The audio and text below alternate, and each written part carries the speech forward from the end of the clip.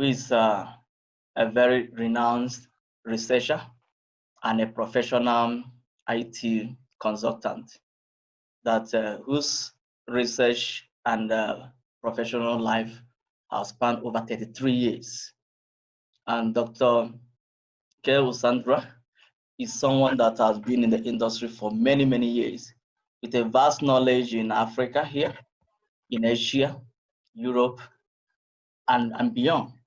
So his knowledge is something that can really take us to the next level of understanding what the current IT and technological innovations we gain students, we gain professionals today and in the future.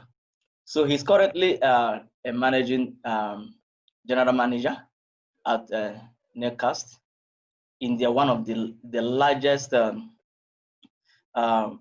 company in India that involves in iron foundries and the manufacturing machineries for big and multinational companies.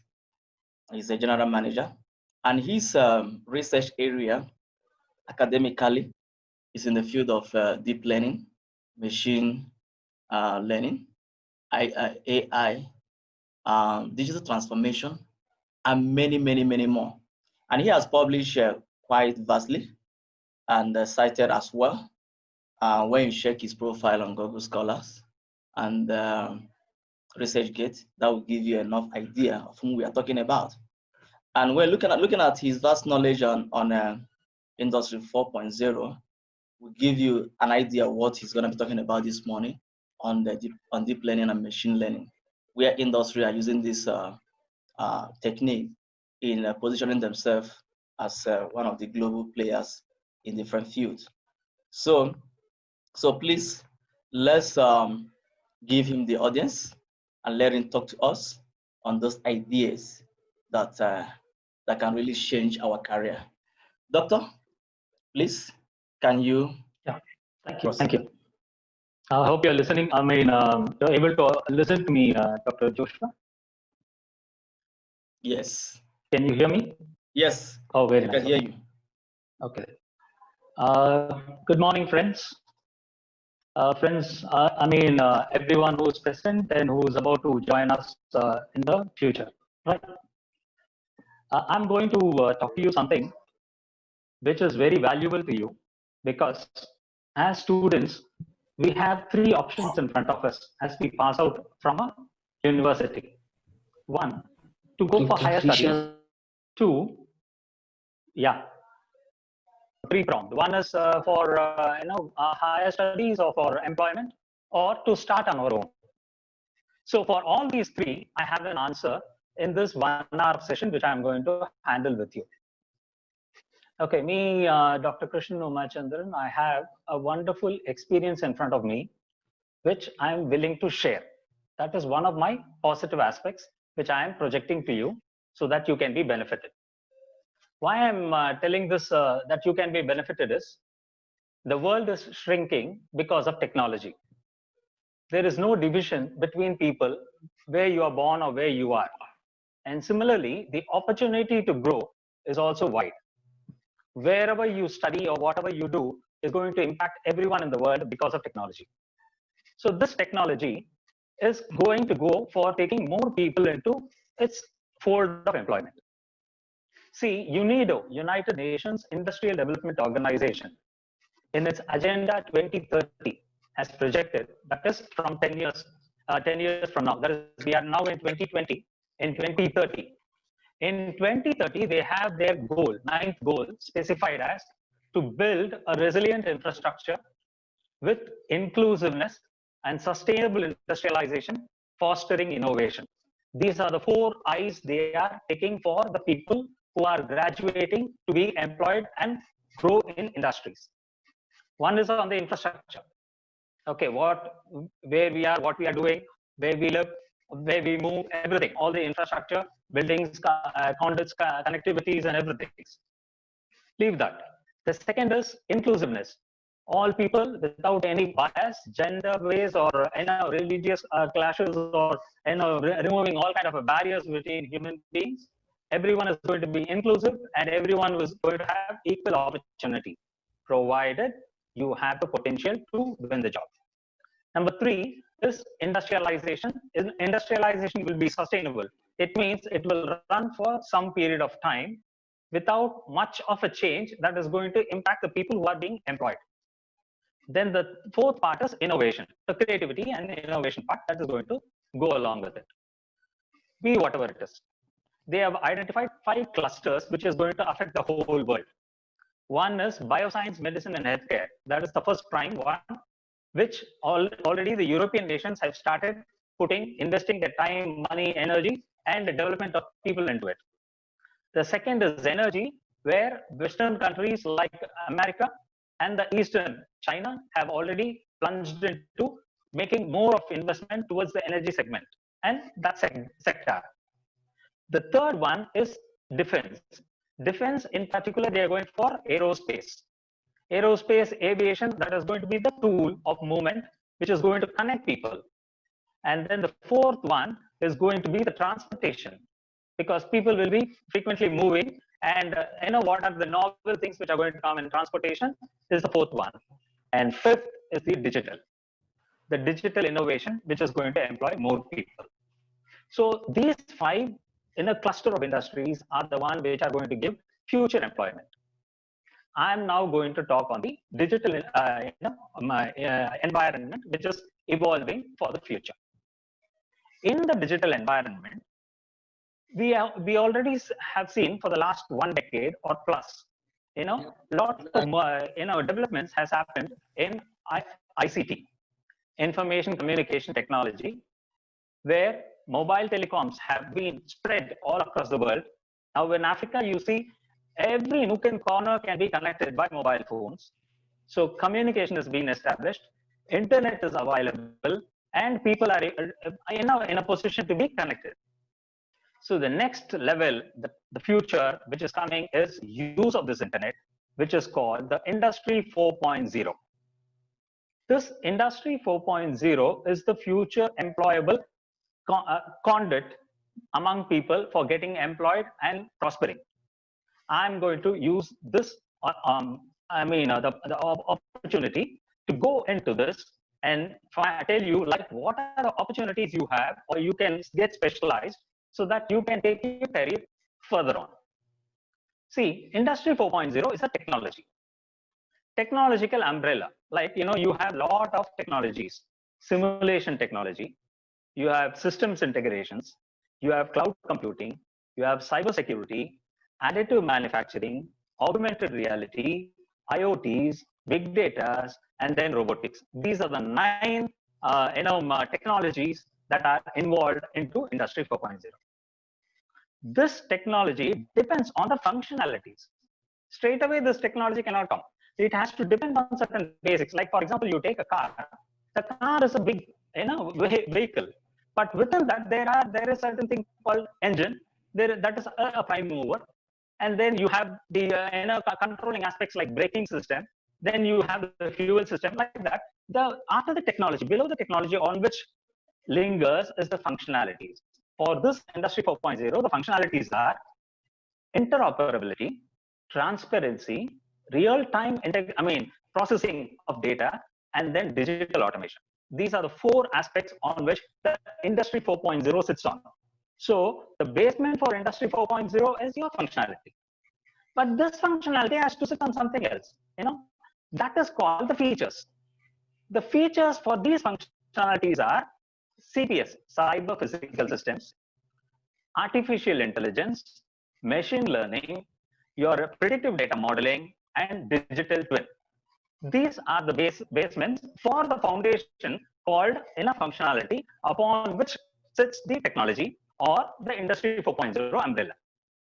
So now below these features comes the components, like your hardware, software, your mechanical components, electrical components, electronic components, semiconductors, everything. So I'm not going to touch on the component side. I am going to get onto the features. That is, what is that which we study now can help us to go and get a better future or employability, which makes us flourishable for our career. Okay, this is on this. There are many things that can be taken, but I'm going to take only ML. I said about CPS, cyber physical systems, artificial intelligence, ML, that is machine learning, predictive data modeling, and then finally digital twin. In that string, ML is the one which I'm going to talk about. But ML, if you see, machine learning, machine is the one we have a lot of machines. Machines per se, if I say machine, it is physical machine. It can be any gadgets. It can be any devices. It can be any equipments, which all function on internet. It means every machine or gadget or device or equipment is going to be connected with internet, and then it is going to be controlled in the future. So for which we require machine learning. This machine learning has gone in for a development called deep learning. So the focus of my talk is going to be deep learning and machine learning for today. Okay, this is the broad aspect on which I'm going to talk to you. This I wanted to share with you before I go on showing my presentation and then picking it up. Dr. Joshua, I'm going to share my presentation. You have to allow me now. Okay, no problem. Right. So this is the topic, deep learning, machine learning, skills, employment opportunities. Okay. See, important thing with deep learning or machine learning is we are going to consider the machine like a human being. Okay, I'll show you the model on which the bigger picture is going to be created for this talk today. You have a look at this picture which I'm showing you. Are you able to see this DLML skills with a kind of a butterfly flapping model? Yes. Okay. On the, I think, Dr. Joshua, you have to prompt me because then it will be convenient for me to understand whether you can hear or others can also hear on your behalf. Okay. Yeah. The one yes, is you can see. Yeah. Yes, we can see it. Just the audio is a little bit cracking. But if not, the picture quality is fine. Oh, God. Yeah. Okay. Then I'll see that if I can increase my volumes also. Okay.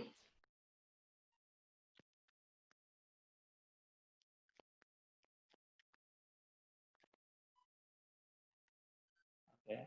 How about now? Yes, is better. Very good. Okay, thank you. I've kept it in a full volume. Right? So okay. The thing is, like, you have two wings of a butterfly like model. Okay, the first right side is called CS, and then you have a X-shaped pattern. Okay, that is the human side of the involvement that is required to the machine learning.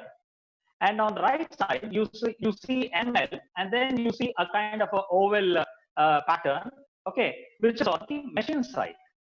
So we are going to link the human kind of thinking and their intelligence into the machine. How are we going to do it? Okay, see, human beings have a SR relationship. SR relationship means stimuli response, and they are also intelligent. And the third part is they have a kind of a meticulous operational lead, and they are also smart. So how to bring all these things into the machine is what they are going to see. And as the machine becomes intelligent, how we have to use it for a machine learning and then deep learning is the concept on which I'm going to talk to you. So if you go further, this human-oriented intelligence, if you see, it is dependent on stimuli response. Stimuli response means if a person is affected by a stimuli, see, for example, you hit somebody or you shout at somebody, that person, which is called the organism O, he or she is going to respond. If they respond positively, it is okay. If they respond negatively, it is because of various reasons.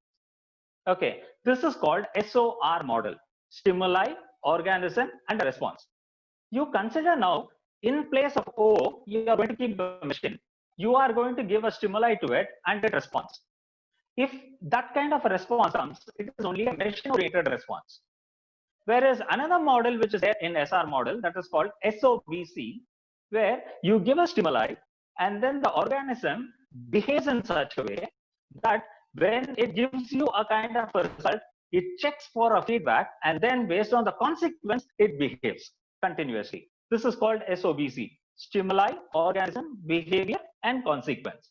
Similarly, on this O of SOBC, if you keep a machine and you give a stimuli, the machine will behave, and then based on the consequences of you accepting it or not, it will change its future movements or future way of working. This is what is called SOBC. This SOBC is a prime base of a model that is going to be implemented in machines, which is called deep learning. Okay, now we are going to say that we want to make the machine to be intelligent. But what is intelligence? Intelligence is nothing but you collect data, you process data, you quickly respond for some decision. So it is a function for quick response of the collection, processing, and decision making. That has to be done by a machine. So this intelligence aspect is going to be fed into the machine. But if you do it in the machine, what happens is there can be two ways. One, a meticulous way, and a smart way of functioning of the machine.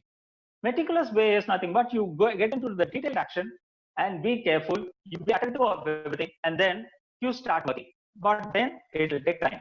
For example, your computers are meticulous machines. But when can a computer become smart? Only if it can apply learning. So it has done at a certain situation in a certain way, and that learning has to be transferred for the future programs. That way, this human orientation is going to be fed into the machine so that the machines can become smart. Okay, for this aspect, we require people, with a kind of a cognitive science, inputs. Cognitive science, if you say, cognitive science is nothing but interdisciplinary science. It has BCM, that is biology, computer science, and neuroscience as its multidisciplinary inputs. This is for learning, inference, concepts, and activities of mind.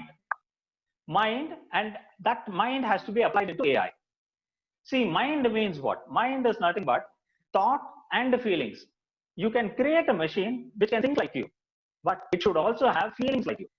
Then only the machine can be intelligent enough and called a machine with deep learning. If it is without feelings, then it is only a machine learning. So these aspects are going to be built into the machine. As we go further, you can really understand how I'm going to put it into the requirements. See, the need for machine intelligence. If you want to have any machine, and that machine has to give you a kind of a comfort and coziness for esteemed life and living, then that machine needs to be intelligent.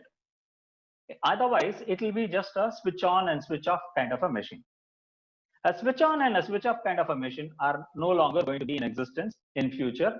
Every machine is going to ask you for feedback, and that feedback is going to be corrected, and it will be in the long-term memory of the machine. And accordingly, it will start reacting to your emotions in the future.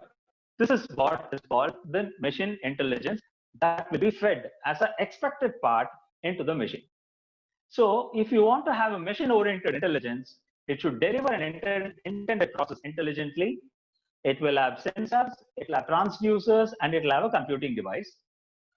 And moreover, it will communicate between machines through a IoT. The IoT is the one which will connect all the physical machines. This is the basic requirement of the infrastructure on which the digital media is going to be going up for the further. Then, when I said data has to be processed, collected, and computed quickly, this is called the big data. Big data has 5 V's. It is a voluminous chunk of data. It is speedily collected. It has a good velocity. It is variety. That is, from various sources, from various people, from various locations, it is going to be collected. And then veracity, like situational accuracy, is going to be built into it, and variability, at what frequency it has to be collected and kept, stored, computed, or done with. All this. So all these 5 B's are the ones which is affecting big data.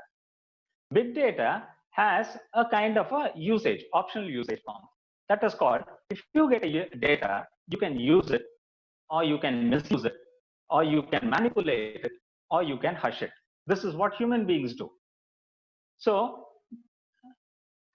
if you want to have a machine which is going to be intelligent, then means the machine should also know where you will use it, where you will misuse it, where you will manipulate it, where you will hush it. So the machine is not going to be a dumb one sitting waiting for your orders. No, it is going to become intelligent, so it is going to question you. So when you are going to question, then there are stages on which this big data is going to be progressed. The 4 places at which this big data is going to be processed is, one is called the warehouse. First, you collect the data and stack it. That's called warehouse of the data. Then you have to compute it. Data computing, either in a tabular form or in a whatever formats you want to collect the data, you keep it. Then you have to engineer it. It means you have to position the data in a way that you can make a decision out of it, or you can infer from it. This is called the patterning, logical reasoning, and many other ways on which you have to go on with the data.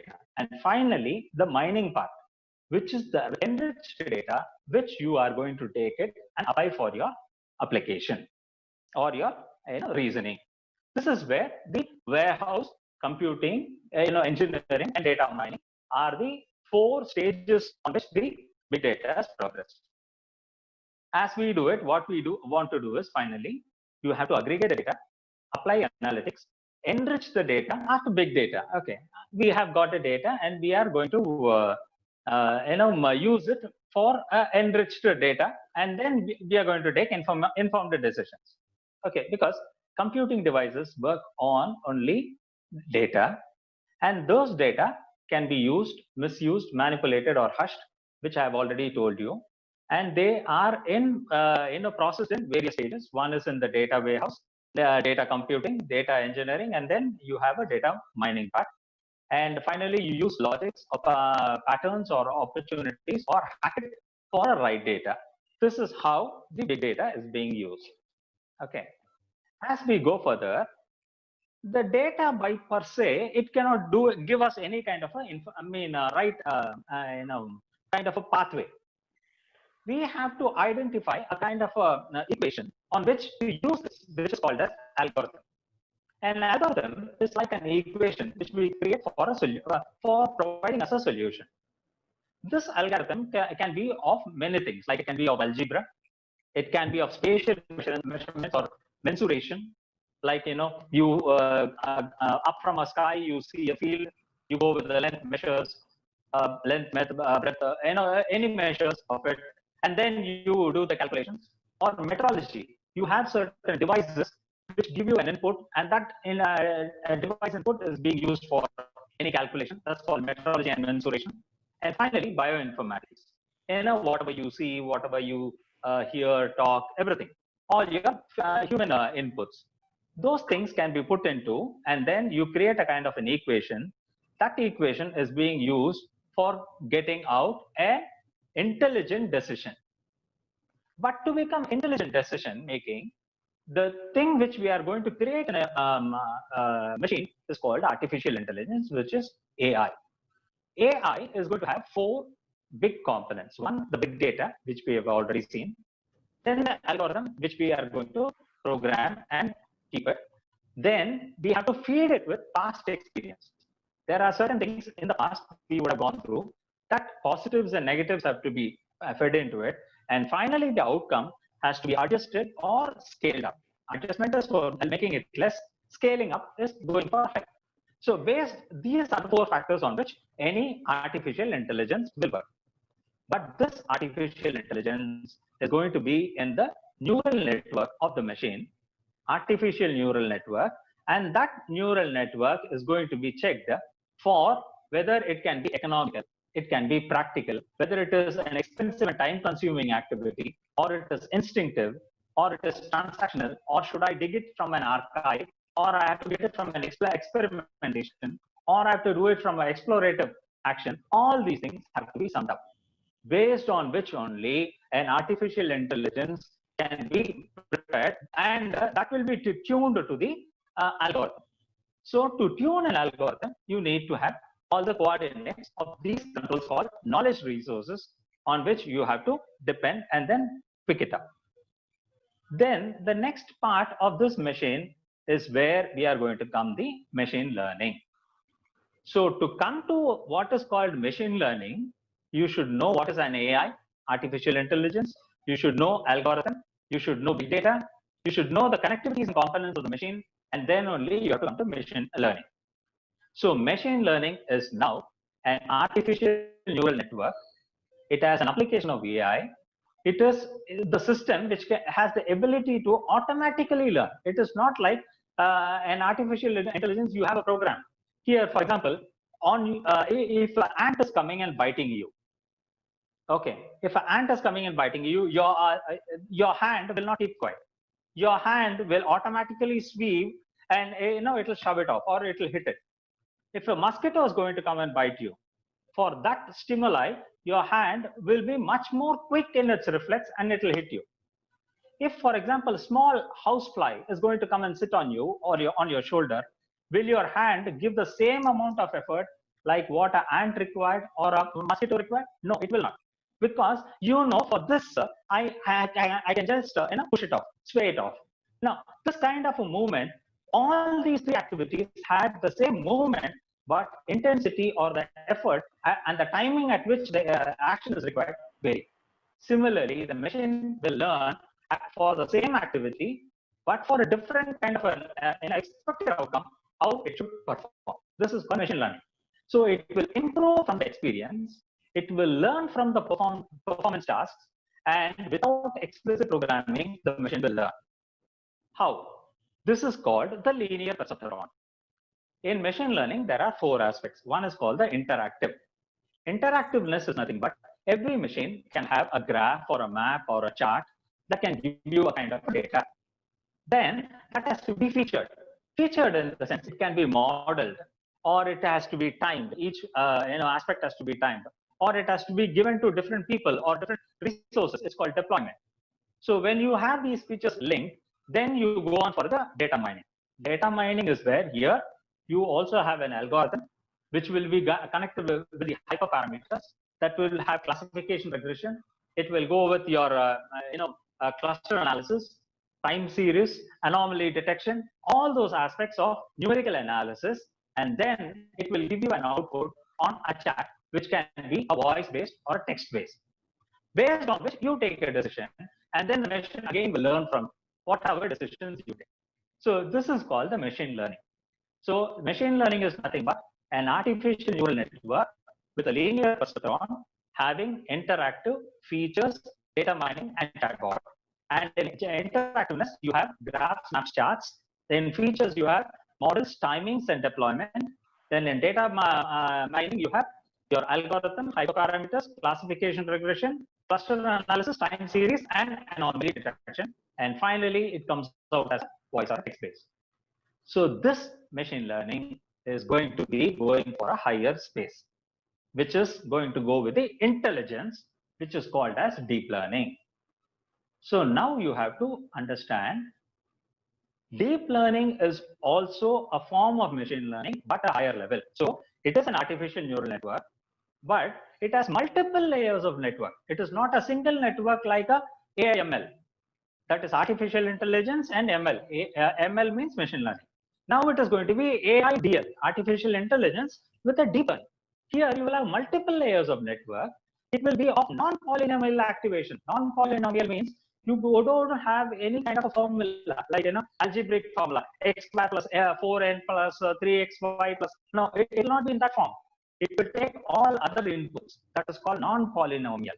And then hidden layers of unbounded width. See, what you think, what other people think, or for same action will have different reasoning.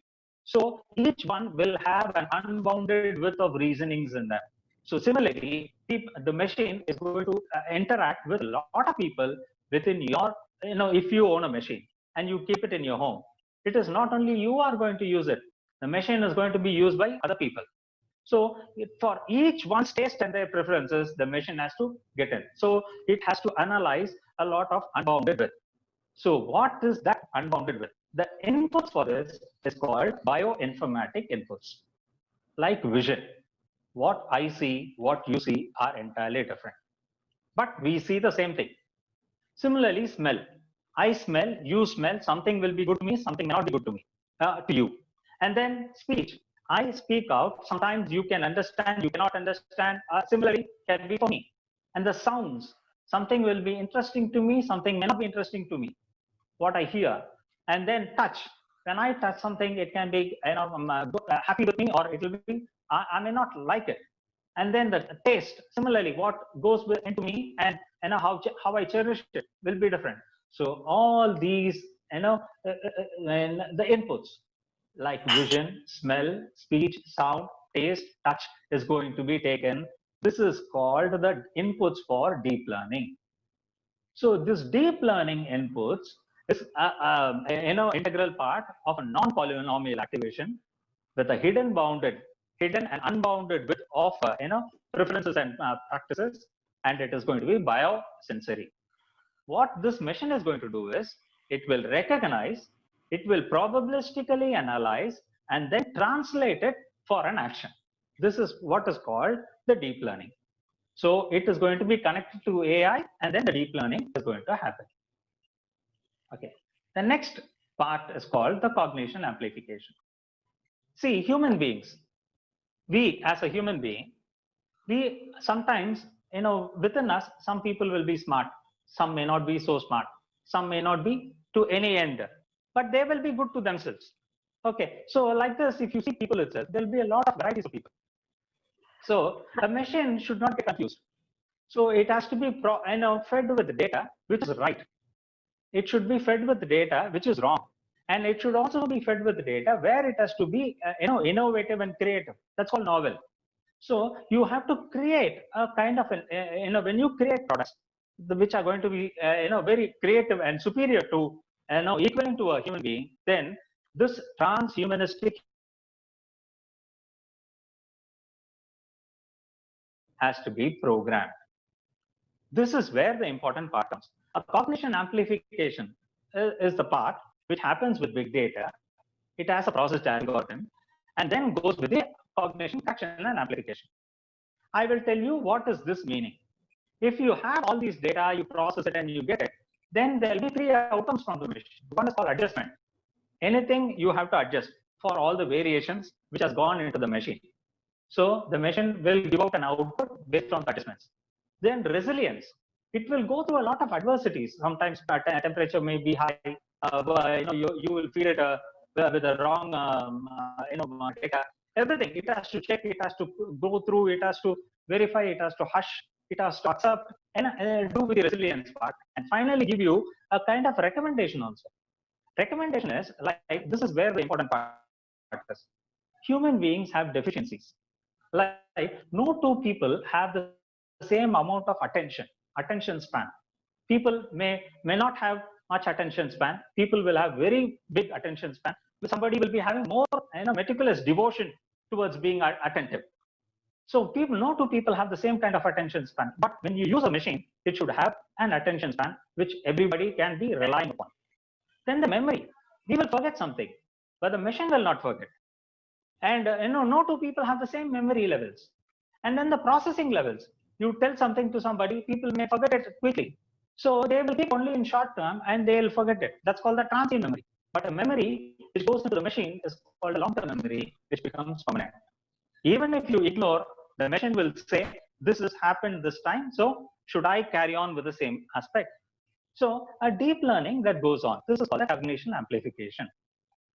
So the machine now is becoming intelligent. But how is it intelligent? It depends on the sensors. The sensors which you use in the machine. See, the sensors are for vision. We normally use image CMOS. CMOS is nothing but a complementary metal oxide semiconductor.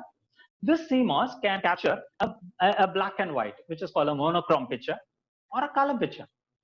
So based on which, if you take a monochrome picture, then the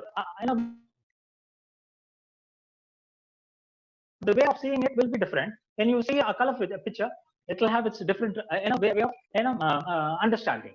And then the smell. You have a lot of sensors like volatile calorimeter, infrared spectrometer, gas chromograph, or mass spectrometer. All these things are used for smell detection. Then speech, speaker. It can be speaker dependent or speaker independent.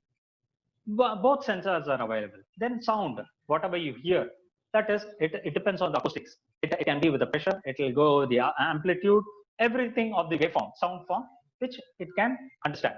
Then the next part is touch. Touch is capacitive or resistive. Both the touches will be understood. And then the taste, which is called the chemical, microbial, pH, or titration. Okay, see, all these things sensors are now already into machines. I will tell you in what type of machines you have it as of now, as I'm about to complete the lecture. For now, I park it here, and then I go on to the next one called the smart tools. See, when people are intelligent, it means they stick on to time. Like they use organizers, they have calendars to go on with the dates, schedulers to work out their time requirements, reminders to be on time. You use many things, and then you show your smartness.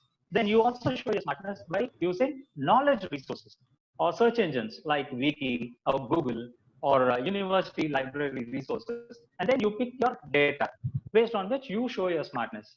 Then the visualizations, you read charts, maps, graphs, dashboards, many things, and then you accommodate yourself accordingly. And then you also have the option of expert opinion. If you don't know, you can go for an astonishing breakthrough, contact people, get new pathways, surprising researches you can do, because two people will have more inputs than one single person. So you have this benefit. Similarly, you also have signs, symbols, sounds, signals, and gestures, which the machine should also be fed with. Now it is already there, like oculogram, which when you have the oculogram tool, it can see your eye movement, it can see and find out how much of your perceptual process is going on, how much is your attention control is going on, and then accordingly the machine can keep reading. Then it can read your mind also. That's called encephalogram. Those aspects of these tools will read your mind activities. Then dermalgram, a dermal activity, your skin, whether it tells you lie or when you're happy, how your body changes, your skin galvanism changes, everything is measured. And then myogram, how your facial expression comes. So if all these things are also put into machine, machines will become smart as equal to human beings, and then they will be in a position to give you deep learning inputs. This is where the deep learning is coming into play in machines. But okay, those are all for machine building. But for you people, how to get into areas where you can get employed in deep learning skills?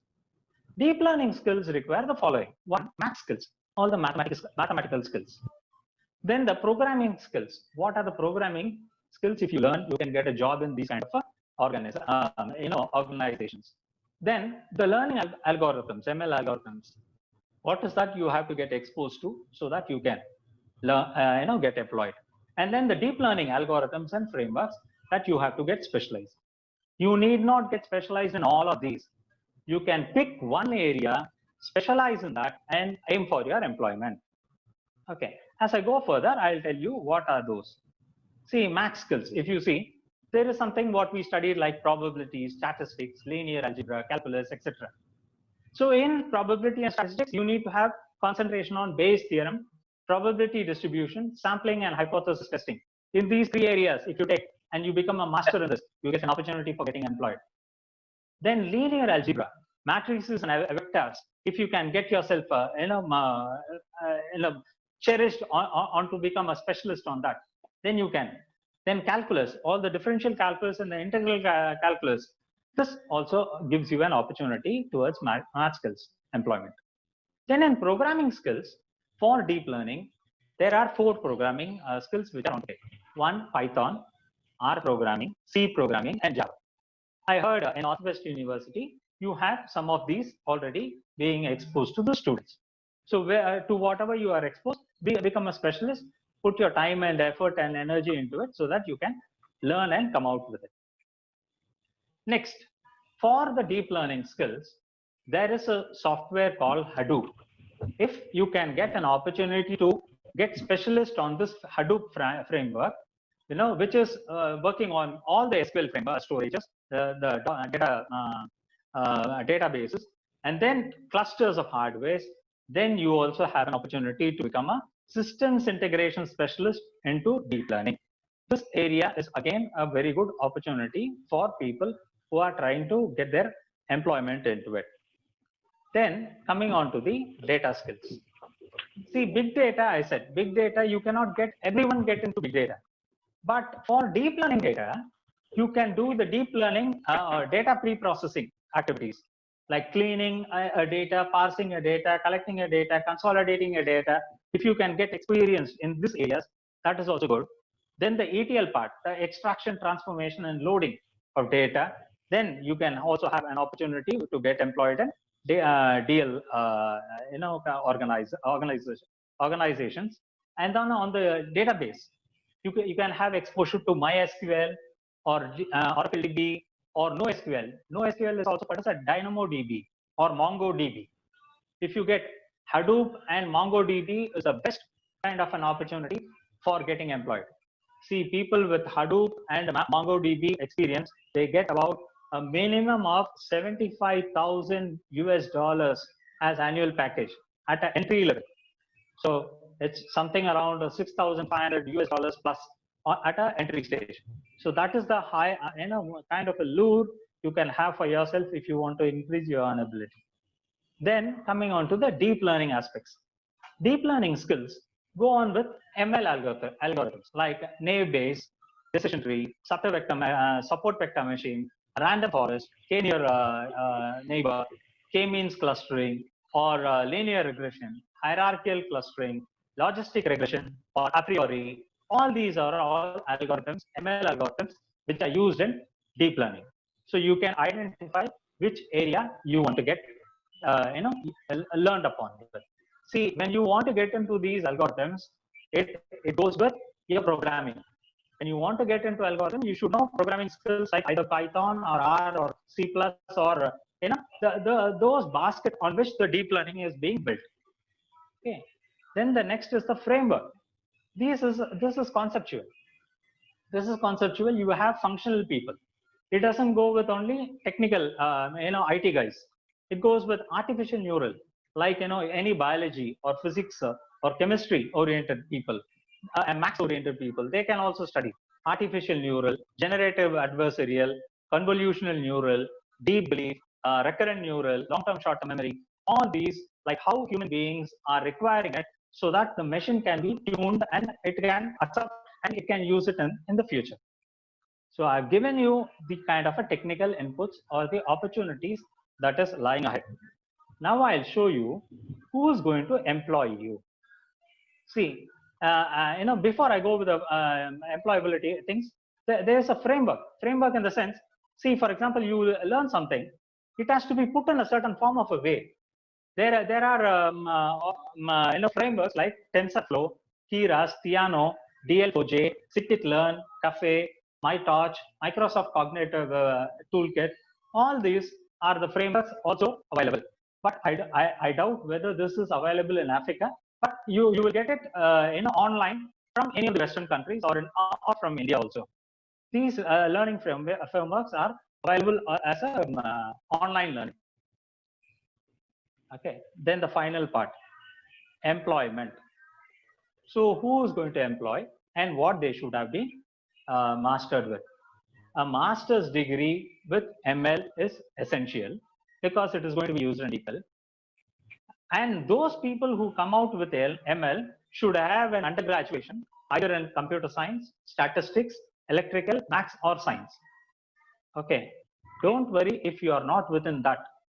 For others with experience in the field, you can get it. It means you have to learn the tools, technologies, and the software, and then prepare yourself so that you are competent enough for being eligible for this selection. then experience. If you are having computer programming like Java, Python, C++, then this is also a better opportunity for you to get employed with. Okay. The organizations that are going to employ you, or the companies, these are very branded ones. But this list is not the final. There are many other companies that are just taken because of their brands. Microsoft, Google, Intel, Nvidia, Apple, FE, Facebook, Amazon, IBM, Sensory, Qualcomm, all these companies are giving a lofty salary and better career opportunities. Okay, now I stop. I want to know from you what you have understood and where you want to get clarified. So accordingly, you can go ahead.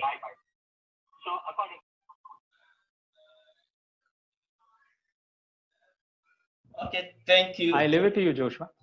Thank you so much. Thank you, Doc, for this detailed presentation, and which was able to show us different dimension of deep learning and machine learning.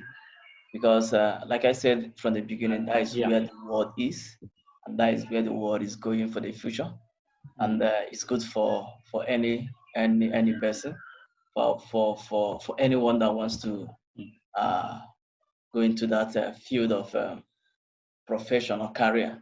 So now I think I leave it open for everyone to throw in their questions so that we can discuss. Thank you so much.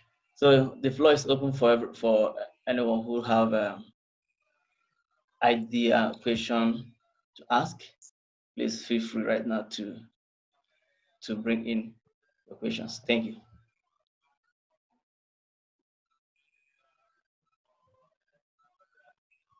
I'm available. Don't feel shy. Don't feel left off, because if you leave this opportunity, you can ask me again.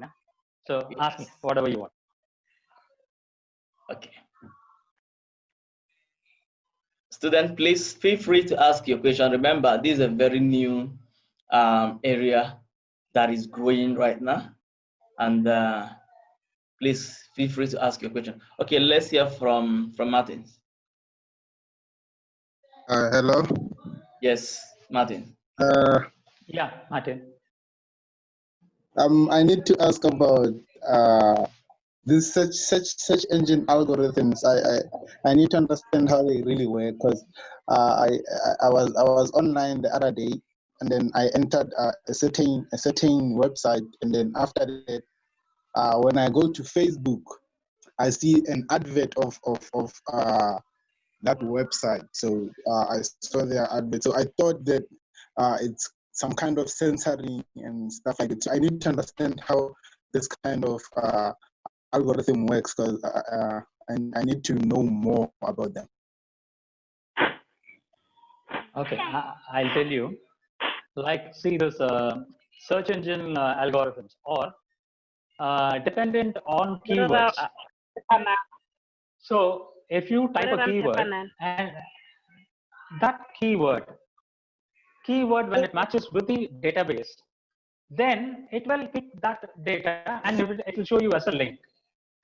There are a string also. It need not be keywords. It can be a question like, what if I have to join an organization with DeepL, and then the string divides itself as what plus if plus organizations plus DeepL.